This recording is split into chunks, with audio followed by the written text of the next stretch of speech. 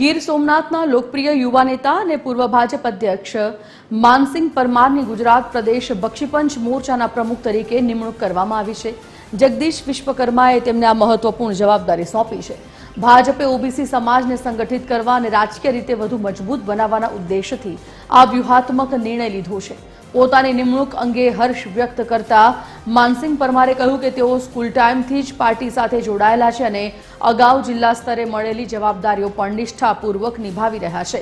તેમણે સંગઠનના શીર્ષ નેતૃત્વનો આભાર માનતા ખાતરી આપી હતી કે નવી જવાબદારી પણ પૂરી લગનથી પૂર્ણ કરશે।